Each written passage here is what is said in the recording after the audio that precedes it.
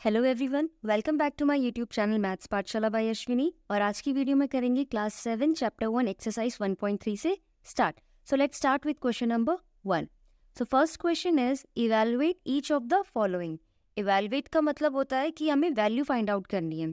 First part is -30 divided by 10। देखो इसको कैसे करना है। -30/10 को सबसे पहले तो हम फ्रैक्शन की फॉर्म में लिख लेते हैं। तो ये क्या हो जाएगा, -30 अपॉन 10, राइट। डिवाइड का मीन्स अपॉन हो गया। अब इसको कैसे सॉल्व करेंगे, बहुत ईजी है। 10 3s are 30, या फिर हम ऐसे कह सकते हैं कि 0 से 0 कैंसिल हो गया, हमारे पास बचा -3/1। अब डिनोमिनेटर में अगर 1 होता है तो उसको लिखना ज़रूरी नहीं होता है, यानी आप आंसर यहाँ पर भी रख सकते हैं या फिर आप नेक्स्ट स्टेप में -3 भी आंसर लिख लेंगे, right. Part B, 50 divided by -5। Again divide का मीन हो गया, आपको अपॉन की फॉर्म में इसको लिखना है। अब डिनोमिनेटर हमारा नेगेटिव है, न्यूमरेटर 50 जो है वो 5 से कम्प्लीटली डिविजिबल है। कैसे, 5 1s are 5 and 5 10s are 50। तो हमारे पास क्या आया है, ये 10/-1, राइट। और मैंने अभी बताया कि डिनोमिनेटर में 1 लिखने की ज़रूरत नहीं होती है, हम उसको हटा सकते हैं। लेकिन ये नेगेटिव का 1 है, माइनस का साइन डिनोमिनेटर में है और इसको हम न्यूमरेटर में शिफ्ट कर सकते हैं। यानी कि ये माइनस साइन हम 10 के साथ लिखेंगे तो ये हो जाएगा -10, और अपॉन में 1 लिखने की यहाँ पे ज़रूरत नहीं है। सो -10 इज़ द आंसर। अब है -36 डिवाइडेड बाय -9। सो -36 हम यहाँ पे लिखेंगे एंड डिवाइडेड बाय माइनस का 9। तो सबसे पहले तो माइनस से माइनस कैंसिल हो जाएगा। अब 36 कम्प्लीटली डिविजिबल है 9 से, 9 4s are 36, राइट। आप चाहे तो इसको पहले 3 से भी डिवाइड कर सकते हैं। 36 और 9 दोनों ही 3 से कम्प्लीटली डिविजिबल है, यानी दोनों 3 के टेबल में आते हैं। बट मैं यहाँ पे क्या करूँगी, हम सीधे 9 से डिवाइड करेंगे। 9 4s are 36। अब माइनस साइन तो ऑलरेडी कैंसिल हो गए थे, तो आंसर क्या आया हमारे पास, 4। Okay. Part D, -49 divided by 49। सो -49 ऐसे लिखेंगे, डिवाइड मीन्स अपॉन, अपॉन में 49। अब देखिए तो बहुत इजी है, 49 1s are 49, again 49 1s are 49, और ये साइन क्या है, माइनस का। So -1 is the answer, right. Now part E. So देखो एक पार्ट कितने इजी है, सारे ही पार्ट बहुत इजी है, इसमें आपको सिंपल डिवाइड करना है, कुछ नहीं है। अब पार्ट डी से थोड़ा सा एक लेवल ऊपर हो जाता है, टफ नहीं है, इजी है ये भी। 13 एज इट इज, डिवाइड हम रखेंगे ऐसे ही।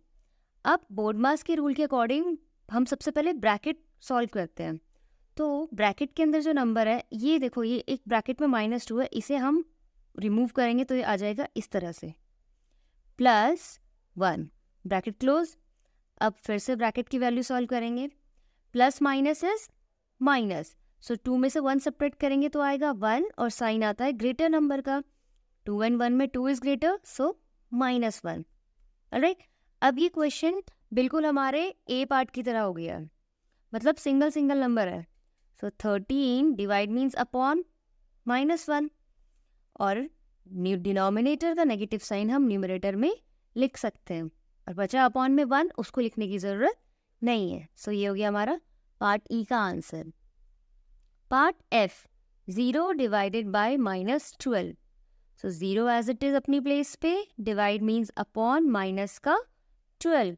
अब अगर न्यूमरेटर में 0 है तो फिर डिनोमिनेटर में कुछ भी हो कोई फर्क नहीं पड़ता, चाहे नेगेटिव डिनोमिनेटर हो या पॉजिटिव, आंसर 0 ही रहेगा।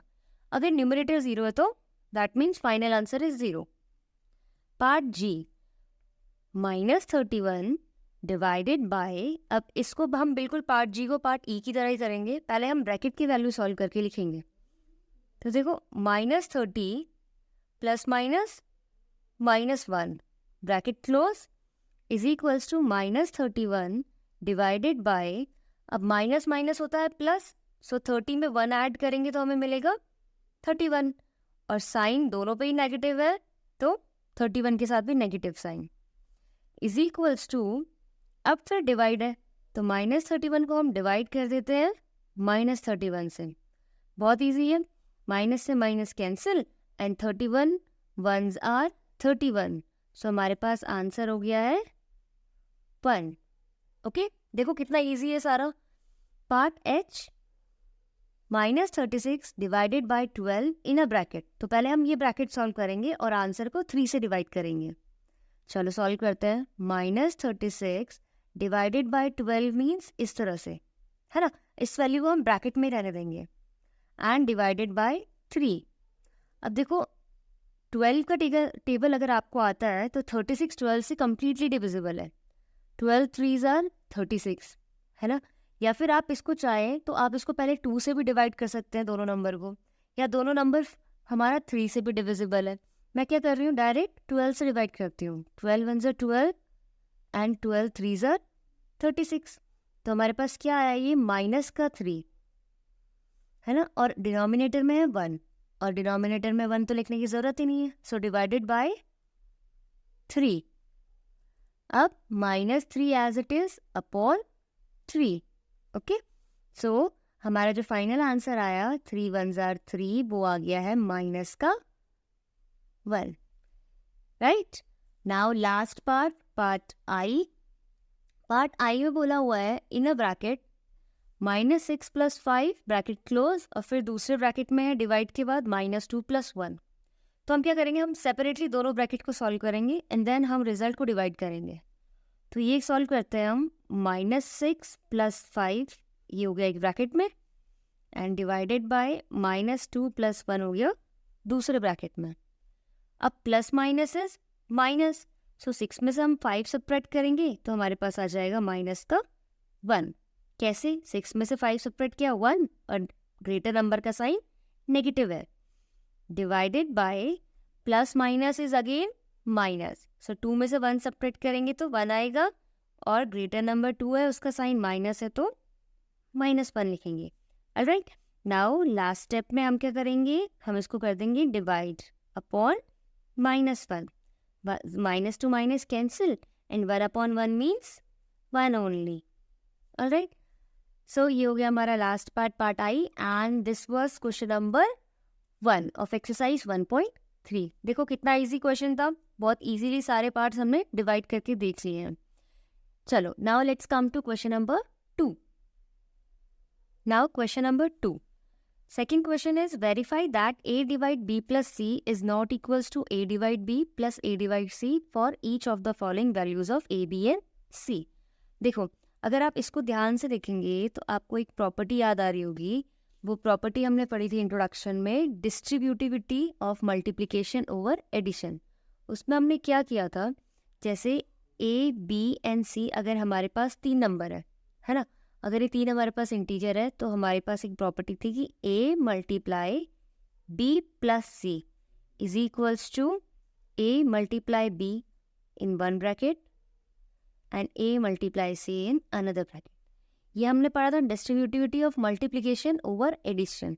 तो a का मल्टीप्लिकेशन होल ब्रैकेट से मतलब a का मल्टीप्लाई b से है और a का मल्टीप्लाई c से भी है। तो ये प्रॉपर्टी जो है हमारा मल्टीप्लिकेशन और एडिशन के साथ तो चलता है, बट मल्टीप्लिकेशन के साथ तो है, बट ये डिवाइड के साथ अगर हम सेम प्रॉपर्टी अप्लाई करें, यानी a का डिवाइड पूरे ब्रैकेट से a डिवाइड b भी और a डिवाइड c भी, तो क्या ये प्रॉपर्टी ट्रू है? नहीं, ये अनइक्वल है।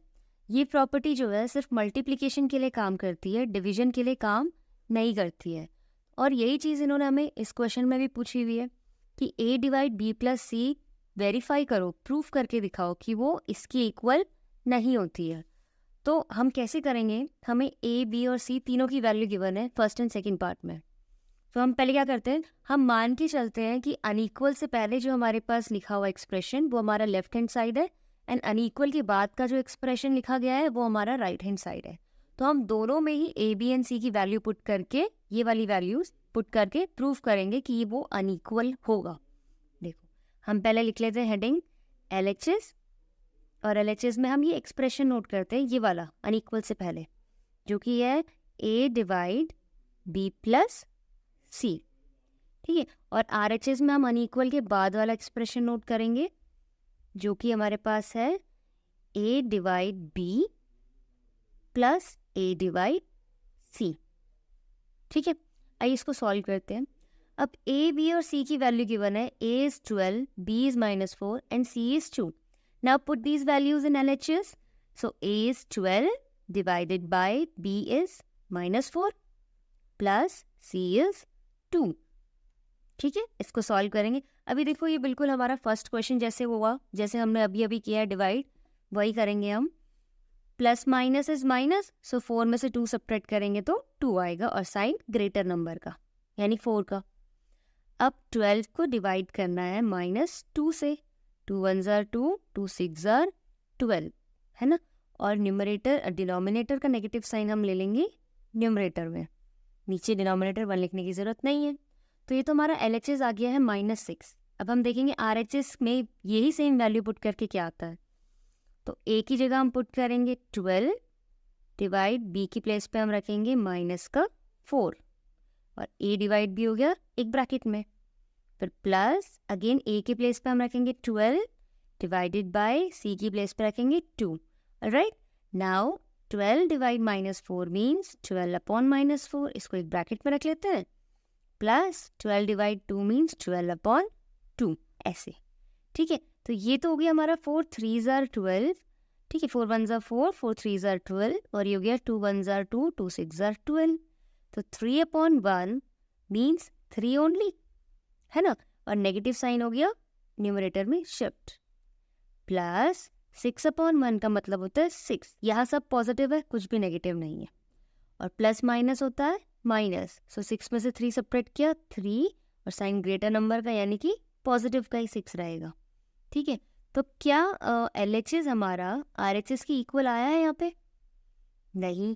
A divide B plus C की वैल्यू -6 आई और ये राइट एक्सप्रेशन की वैल्यू 3 आई. That means LHS is not equals to RHS, hence verified. हम हेंस वेरीफाइड लिख रहे हैं, मतलब जो वेरीफाई करने के लिए बोला गया था नॉट इक्वल, वही हमने वेरीफाई किया है, that they are not equal, so hence verified. Okay, so part बहुत इजी था. पार्ट बी भी बिल्कुल हम ऐसे ही करेंगे. एक तरफ हम LHS को सॉल्व करेंगे और एक तरफ हम RHS को सॉल्व करेंगे. LHS का मतलब हो गया A divide B plus C. इस बार A, B और C की वैल्यूज हमें सेकेंड पार्ट में ये गिवन है, तो पुट करेंगे वैल्यू. -10 डिवाइडेड बाय B का मतलब हुआ 1 प्लस C का मीनिंग भी है 1. अब -10 डिवाइडेड बाय, जब ये ब्रैकेट हम सॉल्व करेंगे तो 1 + 1 हुआ 2 और -10 डिवाइड 2 मीन्स अपॉन 2. नाउ 2 1 ज़ार 2, 2 5 ज़ार 10. ये हमारे पास हो गया -5. ओके, नाउ RHS पे आ जाते हैं. RHS है A divide B plus A divide C. A का मतलब हुआ -10 डिवाइड B का मतलब हो गया 1. ओके, प्लस A का meaning again -10 and divided by C is 1. अब -10 अपॉन 1 मतलब ये हुआ और फिर से -10 अपॉन 1 मतलब ये हो गया. ये रहा -10, 1 नहीं लिखेंगे हम, और plus minus -10, minus minus plus होता है, सो 10 और 10 हो गया 20 और दोनों नेगेटिव है तो माइनस का 20 रहेगा. देखो LHS और RHS फिर से हमारा डिफरेंट है. LHS आ गया हमारा 5 और RHS आ गया हमारा -20. तो क्या ये इक्वल है? नो, ये अनइक्वल हो गया, यानी कि हेंस वेरीफाइड. ठीक है, जो हमसे बोला गया हमने वो वेरीफाई करके दिखा दिया, they are not equal. Okay, so this was question number 2, part A and part B. दोनों बहुत इजी पार्ट थे. अब हम आ जाते हैं क्वेश्चन नंबर 3 पे. क्वेश्चन नंबर 3 हमारा है फिल इन द ब्लैंक्स. बहुत ही इजी क्वेश्चन है. देखो, fill in the blanks. Part A is 369 divided by dash is equals to 369. देखो, हमें यहाँ ब्लैंक की कुछ ऐसी वैल्यू फिल करनी है कि जिसको 369 के साथ सॉल्व करके, यानी 369 को डिवाइड करेंगे इस ब्लैंक वैल्यू से, तो हमें रिजल्ट में जो फाइनल आंसर मिले वो भी 369 ही मिले. यानी इक्वल का मतलब LHS RHS की इक्वल आ जाए. तो ऐसी क्या वैल्यू हम पुट करेंगे? ऐसा हम यहाँ पे पुट कर सकते हैं 1, है ना. देखो ऑब्वियस है, जैसे हमें बोला गया है 369 है, इसको हम किस नंबर से डिवाइड करें यहाँ पे कि वैल्यू भी हमें वापस 369 ही मिले, कोई चेंज ही ना हो. तो ऐसा तो हम सिर्फ 1 पुट कर सकते हैं ना, क्योंकि डिनोमिनेटर में 1 की कोई वैल्यू हुई नहीं और न्यूमरेटर सेम रह गया. Okay, then part B, -75 divided by again which number to get -1। देखो रिजल्ट में माइनस का साइन चाहिए और यहाँ न्यूमरेटर हमारे पास पहले से, देखो ये न्यूमरेटर होगा और डिवाइड के बाद वाला डिनोमिनेटर, तो न्यूमरेटर में ऑलरेडी माइनस का साइन है, इसका मतलब डिनोमिनेटर में तो माइनस नहीं आएगा, अदरवाइज दोनों कैंसिल हो जाएंगे, है ना। और 75 को किससे डिवाइड करेगी 75 की 1 आ जाए, तो 75 को अगर हम फिर 75 से ही डिवाइड करेंगे तो 1 जार 75 हो जाता है अगेन। तो 1 आंसर कब आया, जब 75 को 75 से ही डिवाइड करेंगे।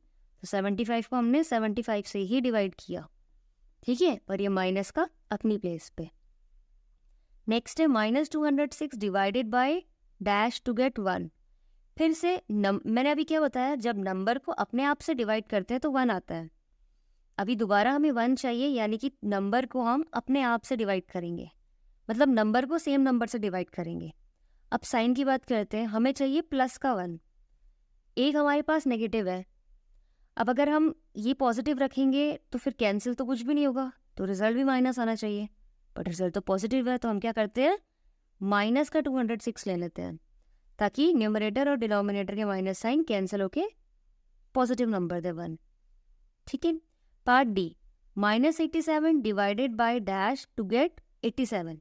अब देखो नंबर चेंज नहीं हुआ है, तो सॉरी हाँ नंबर चेंज नहीं हुआ है, तो ऐसा कब होता है, देखो पार्ट ए देखो, पार्ट ए में भी नंबर चेंज नहीं हुआ था जब 1 से डिवाइड किया था, क्योंकि डिनोमिनेटर में 1 लिखने की कोई ज़रूरत नहीं होती, तो न्यूमरेटर ही आंसर होता है। तो 87 को डिवाइड करते हैं हम 1 से, ठीक है, लेकिन ये तो माइनस का 87 है ना, और हमको चाहिए रिजल्ट में प्लस का 87। तो हम क्या करेंगे, हम डिनोमिनेटर भी माइनस बना लेते हैं। अब देखो दोनों में माइनस है, न्यूमरेटर में भी और डिनोमिनेटर में भी, दोनों एक दूसरे को कैंसिल कर देंगे।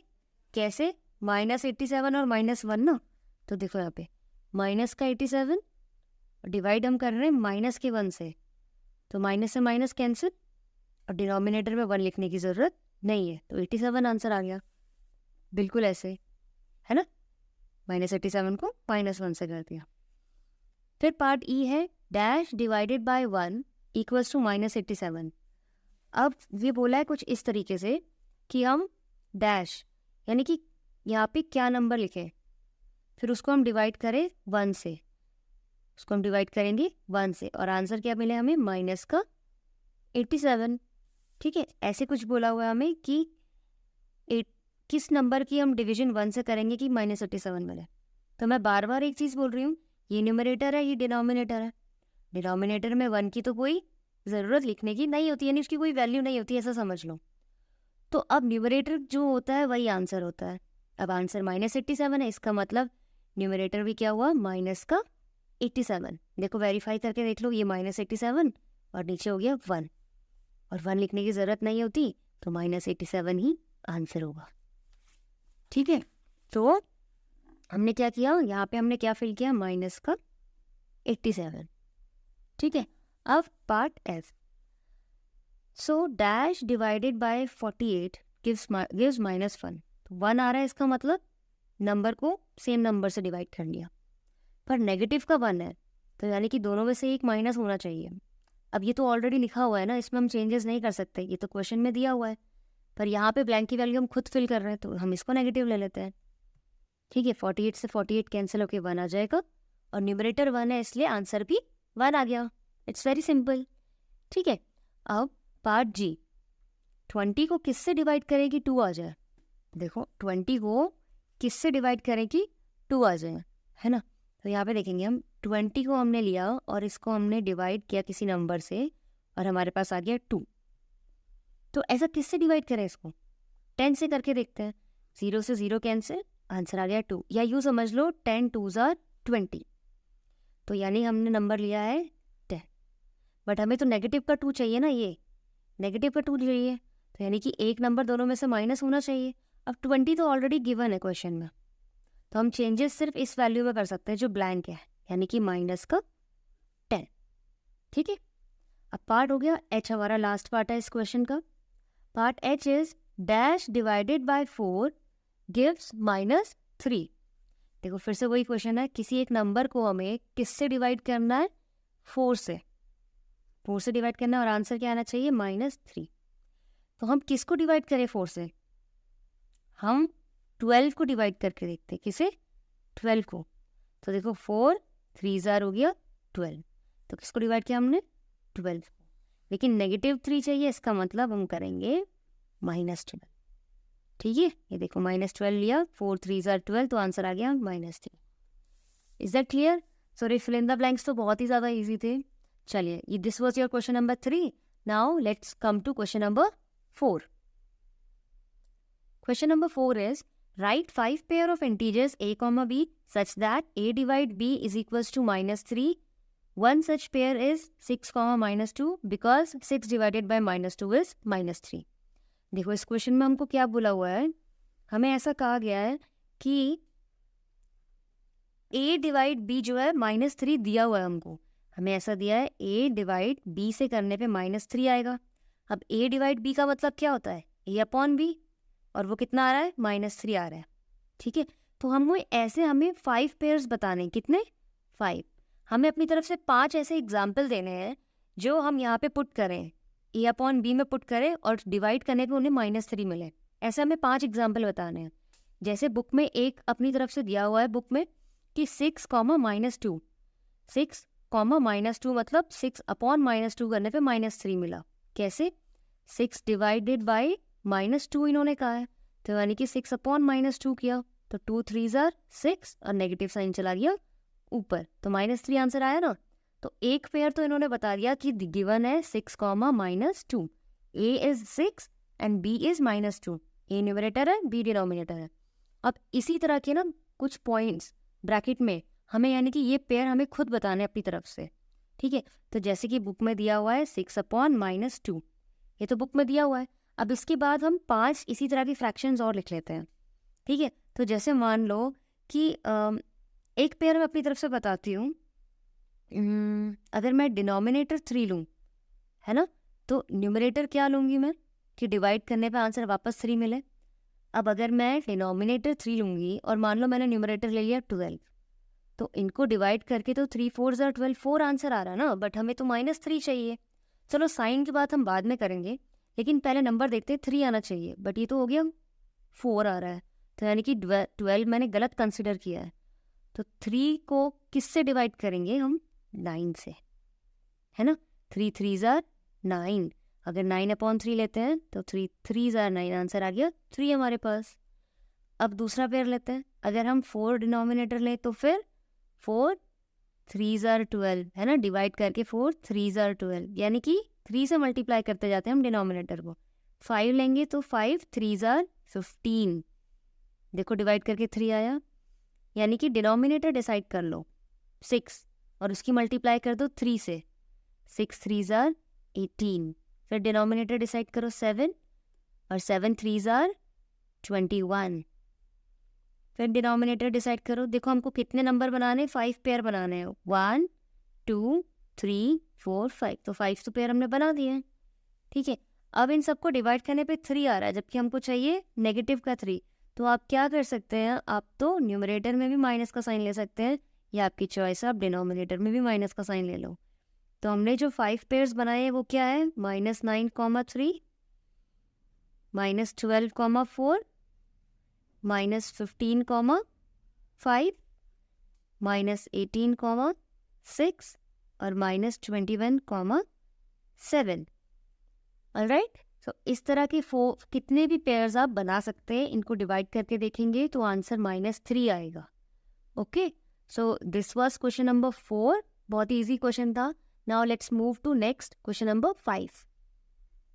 Question number 5 is, the temperature at 12 noon was 10 degree Celsius above 0. So 12 noon का मीनिंग होता है दिन के 12 बजे। सो दिन के 12 बजे जब टेम्परेचर नोट किया तो वो था 10 डिग्री सेल्सियस अबव 0। अब अबव 0 का मतलब होता है 0 से बड़ा, और बिलो 0 मतलब 0 से छोटा। तो 0 के बाद 10 डिग्री ऊपर मतलब पॉजिटिव का 10 डिग्री सेल्सियस है ये। तो दिन के 12 बजे जो टेम्परेचर था वो 10 डिग्री सेल्सियस था जब मेजर किया। फिर क्या है? If it decreases at the rate of 2 degree Celsius per our until midnight. Midnight का मतलब हुआ रात के 12 बजे। ठीक है, तो बोला हुआ है कि अगर टेम्परेचर जो है हर 1 घंटे के बाद हम देखें तो वो कम होता जा रहा है। और कितना कम होते जा रहा है? 2 डिग्री सेल्सियस पर आवर। यानी हर 1 घंटे बाद टेम्परेचर पहले से 2 डिग्री और कम हो गया है। जैसे अगर दिन के 12 बजे 10 डिग्री का टेम्परेचर है, तो 1 घंटे बाद यानी कि 12 के बाद अगर हम 1 बजे टेम्परेचर देखेंगे तो वो 10 डिग्री से 2 डिग्री नीचे आ गया होगा। यानी कि कितना होगा? 10 से 2 नीचे हुआ 8। सो दिन के 12 बजे 10 है तो 1 o'clock पे टेम्परेचर हो जाएगा 8 degree Celsius. At what time would the temperature be 8 degree Celsius below zero? तो बोला है कि दिन में कितने बजे जो टेम्परेचर होगा वो 0 डिग्री से 8 डिग्री नीचे चला गया होगा। अभी मैंने बताया अगर अबव 0 है तो पॉजिटिव रहेगा और बिलो 0 है तो नेगेटिव हो जाएगा।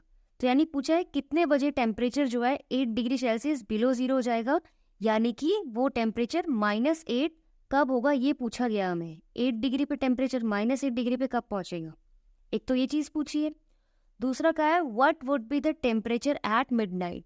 टेम्परेचर मिडनाइट में यानी कि रात के 12 बजे। अब रात के 12 बजे को हम क्या कहते हैं? 12 AM है ना, और ये 12 नून है। नून का मतलब दिन के 12 बजे यानी कि 12 PM। ठीक है, तो क्वेश्चन देखने में थोड़ा टफ है लेकिन बहुत इजी क्वेश्चन है, इसको सॉल्व करेंगे तो आपको बहुत इजी लगेगा। तो दोबारा देखते हैं, 2 चीज़ों के बारे में बात हो रही है। एक तो हमें टाइम दिया हुआ है, दूसरा टेम्परेचर। तो इस क्वेश्चन को हम क्या करते हैं, इजी तरीके से समझने के लिए मैंने एक नंबर लाइन बनाई है, नंबर लाइन के थ्रू समझेंगे। अब इस नंबर लाइन पे मैंने कुछ नंबर लिख दिए हैं। ये हमारा 0 है, 0 के बाद सभी पॉजिटिव नंबर हैं और 0 से पहले सब नेगेटिव नंबर है। ठीक है, और ये नंबर क्या रिप्रेजेंट कर रहे हैं? ये नंबर हमारा रिप्रेजेंट कर रहे हैं टेम्परेचर को। किसको रिप्रेजेंट कर रहे हैं? ये टेम्परेचर को। तो मैंने एक टेम्परेचर की नंबर लाइन बनाई है। अब क्या दिया हुआ है कि दिन के 12 बजे टेम्परेचर 10 डिग्री सेल्सियस है। तो इस नंबर लाइन पे आप 12 को नहीं ढूंढेंगे क्योंकि 12 तो टाइम है। हमने लाइन बनाई है टेम्परेचर की। सो टेम्परेचर 10 डिग्री सेल्सियस अबव 0। 0 से 10 डिग्री ऊपर हो गया हमारा ये। तो ये हो गया हमारा 10 डिग्री सेल्सियस यहाँ पे। और ये कितने बजे था टेम्परेचर? दिन के 12 बजे यानी कि 12 PM।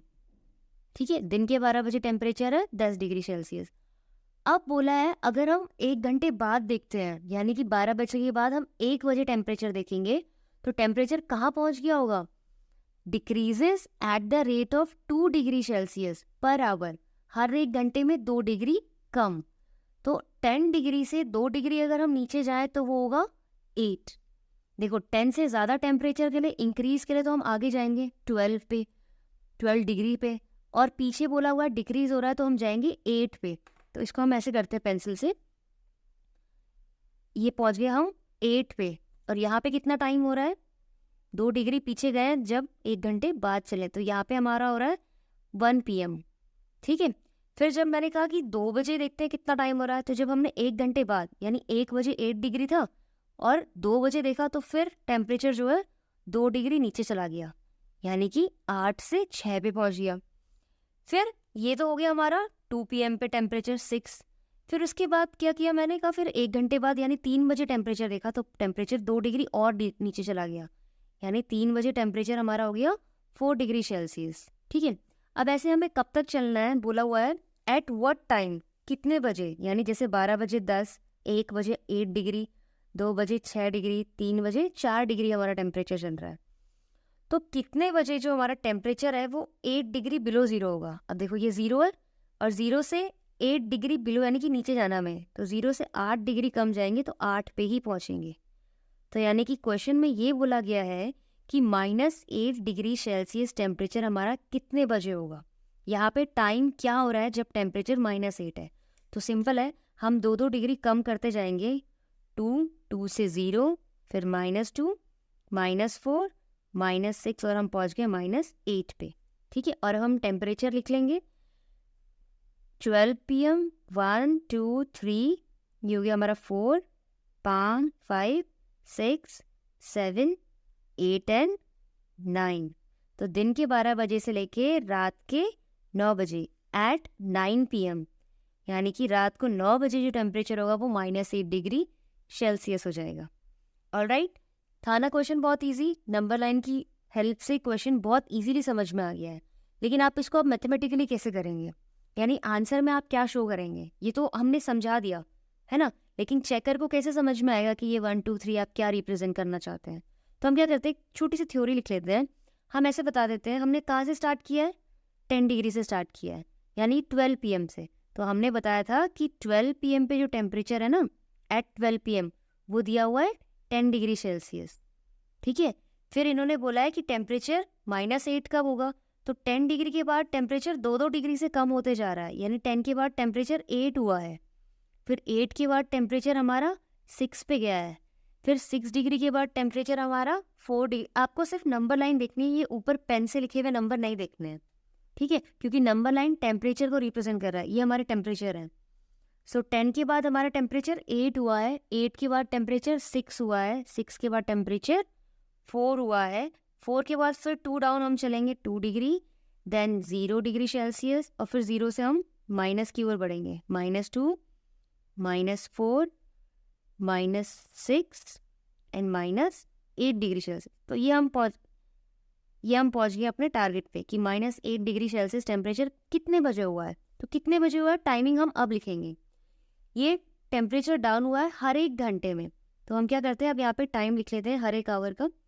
12 के बाद टेम्परेचर ये जो 8 हुआ है 1 PM पे, फिर ये हो गया 2 PM, 3 PM, फिर ये 4 5 6 7 8 एंड 9। तो 9 PM पे जो हमारा टेम्परेचर है वो 8 डिग्री सेल्सियस हुआ है, ठीक है। देखो ऐसे चलते जाएंगे हम, टेम्परेचर 2 डिग्री से देखो कम होते जा रहा है ना, 2 डिग्री सेल्सियस से वो डिक्रीज हो रहा है, डिक्रीजिंग, ठीक है। 2 डिग्री सेल्सियस से टेम्परेचर कम होता जा रहा है।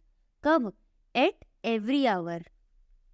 ऐसे लिखेंगे हम यहाँ पे, एट एवरी आवर, हर 1 घंटे में 2 डिग्री कम होके 9 बजे पहुंच गया टेम्परेचर -8 डिग्री सेल्सियस पे।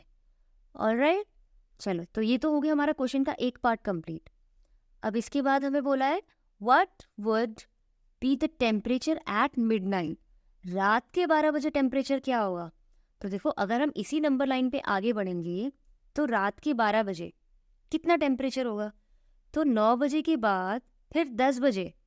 अब 10 कहाँ आएगा, यहाँ पे नहीं आएगा, ये क्या टेम्परेचर है ना, और टेम्परेचर कितना कम हो रहा है, 2 डिग्री से कम हो रहा है। तो अभी 8 से 2 डिग्री हम नीचे जाएंगे तो 10 पे पहुंचेंगे, -10 पे। सो 9 के बाद 9 PM के बाद ये हो गया हमारा 10 PM, 11 PM एंड ये 12 इन द मिडनाइट, ठीक है। देखो यहाँ बज रहे हैं 9, ये हो गया हमारा 10 o'clock, ये हो गया हमारा 11 o'clock और ये हो गया हमारा 12 AM यानी कि मिडनाइट।